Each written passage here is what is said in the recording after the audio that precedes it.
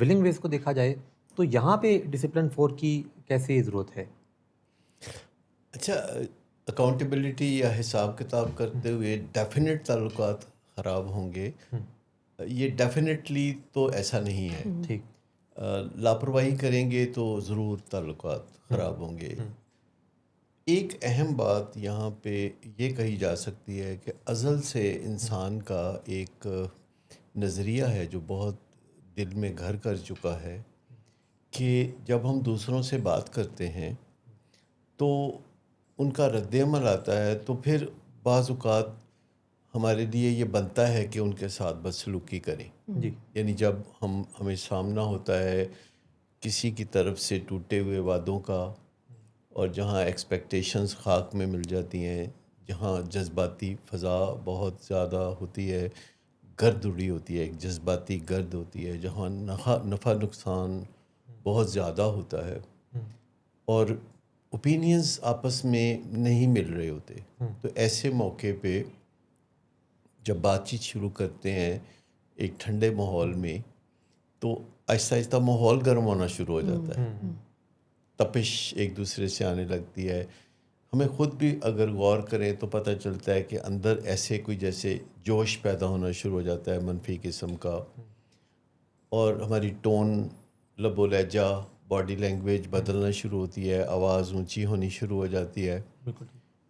اور ہم سمجھتے ہیں کہ اس کو ہم ابھی پکڑ لیں گے، اس کو تھوڑا ٹھیک کر لیں گے، لیکن کرتے نہیں. اور پھر ایک ایسا موقع آ جاتا ہے کہ اگر ہم اسے پکڑنا بھی چاہیں تو پکڑ نہیں سکتے. لیکن وہ جو ایک برا نظریہ دل میں گھر کر کے بیٹھا ہوا ہے وہ یہ ہے کہ جب سچویشن ایسی ہو، جب وعدہ کوئی ایسے توڑے تو پھر اس کا بے عزتی تھوڑی بنتی ہے.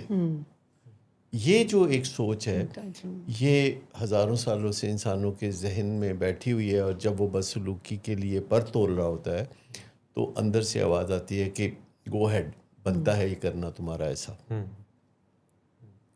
اب یہی نظریہ ہے جسے پہلے بدلنے کی ضرورت ہے کہ انسانوں کے ساتھ بدسلوکی کرنا، بے عزتی کرنا نہیں بنتا، جانوروں کا بنتا ہے.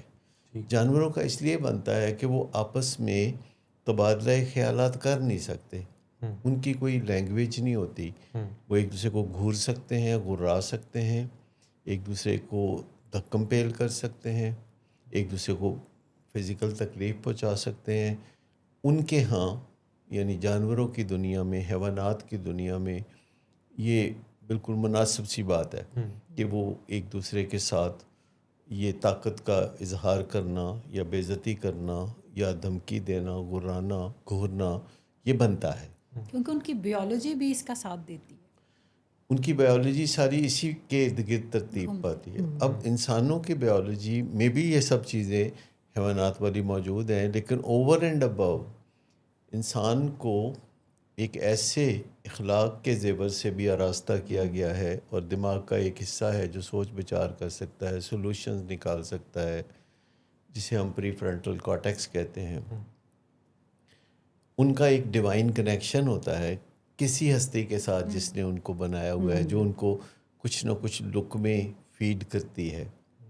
اور پھر انسان دنیا میں آتا ہے تو ایک ڈیرائیوڈ کنیکشن بھی ہوتا ہے کہ اس کے ماں باپ اس کو بتاتے ہیں کہ تم نے کیا کرنا ہے، اس کو مسجد سے بتایا جاتا ہے کہ تم نے اچھے راستے اختیار کرنے ہیں، اسکول، کالج، یونیورسٹی میں بتایا جاتا ہے، میڈیا سے بتایا جاتا ہے. ملکوں کے آئین ہوتے ہیں جو باقاعدہ لکھے ہوتے ہیں، گھروں میں بھی آئین ہوتے ہیں جو باقاعدہ نہیں لکھے ہوتے، لیکن گھروں میں ٹریڈیشنز ہوتی ہیں جن کے مطابق ہم نے سب نے چلنا ہوتا ہے. لیکن جانوروں کی دنیا میں ایسا کچھ نہیں ہوتا. تو انسانوں کو سب سے پہلے اپنے انسان ہونے کی پہچان ہونی چاہیے کہ وہ دوسرے جانوروں کی طرح نہیں ہیں، اور ان کے پاس یہ گنجائش موجود نہیں ہے کہ اگر کسی نے ان کی توقعات پہ پانی پھیر دیا ہے یا وعدے توڑ دیے ہیں یا جو کہا تھا کہ ڈیلیور کروں گا وہ نہیں کیا، شکایات پیدا ہو گئی ہیں، تو یہ راستہ نہیں ہے کہ ان کی بے عزتی کی جائے یا ان کو دھمکی دی جائے یا ان پہ غصہ کیا جائے یا ان کو دھکا دیا جائے. اس کا نتیجہ کبھی بھی اچھا نہیں نکلتا. دھکے کا جواب پھر دھکا ہی ہوتا ہے، سلوشن نہیں ہوتا. تو انسانوں کو ہمیشہ اس پیراڈائم سے یا اس نظریے سے آپریٹ کرنا چاہیے کہ ہمیں کسی کے ساتھ بات چیت میں مشکلات ہو سکتی ہیں اگر کوئی اپنے وعدے پورے نہیں کرتا یا ہمیں کسی نہ کسی طریقے سے تکلیف پہنچتی ہے اس کے رویے سے ڈائریکٹلی یا انڈائریکٹلی. تو ہم چونکہ قدرت کی طرف سے بات چیت کی دولت رکھتے ہیں تو ہمیں وہ پہلے ٹرائی کرنا چاہیے. ٹھیک. لیکن عموماً آپ نے دیکھا ہوگا کہ لوگ آخر میں بات چیت کی طرف آتے ہیں، حتیٰ کہ بڑے بڑے ممالک بھی پہلے لڑ بھیڑ لیتے ہیں پھر آخر میں بات چیت کی طرف آتے ہیں، تھک کے، پریشان ہو کے. اسی طرح اگر ہم غور کریں تو جو کام یہ آخر میں ہم کرتے ہیں اگر ہم یہ پہلے ہی کر لیں تو لڑنے بھڑنے کی ضرورت نہ ہو. اب آپ کا سوال تھا کہ ولنگ ویز میں کیوں بطور خاص اس کی ضرورت ہے. جی. ولنگ ویز ایک علاج گاہ ہے جو کہ ریہیبلیٹیشن کا کام کرتی ہے، جس میں لوگ اپنی زندگی سنوارنے آتے ہیں.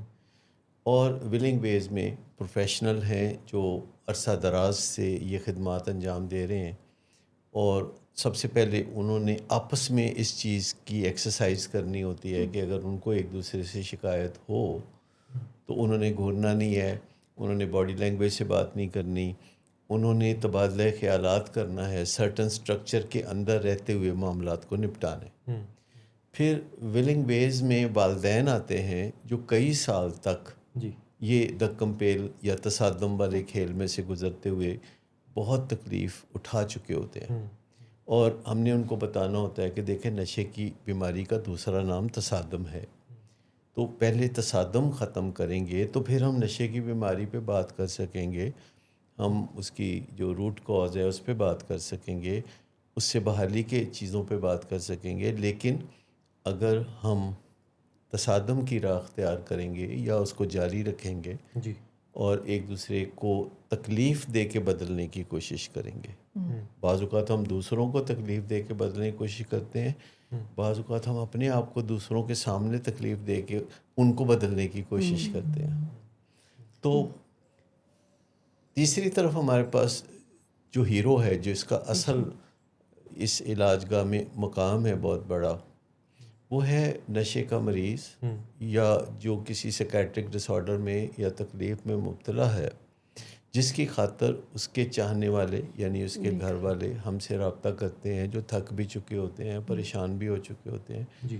تو ہمیں اپنے مریض کو بھی سکھانا ہوتا ہے، کیونکہ وہ سب سے زیادہ چیمپئن ہوتا ہے اس بات میں کہ جب گھر والے اسے ٹوٹتے ہوئے وعدے یاد دلاتے ہیں، نشے کے حوالے سے کچھ نہ کچھ طنز کے تیر چلاتے ہیں، تو وہ چیمپئن ہوتا ہے کہ اپنے گھر والوں کو چار و شانے چت کر دے، ان کے ساتھ کوئی منفی باتیں کرے، کایا پلٹ کے ان کے اوپر گرا دے کہ آپ ہی کی وجہ سے میری یہ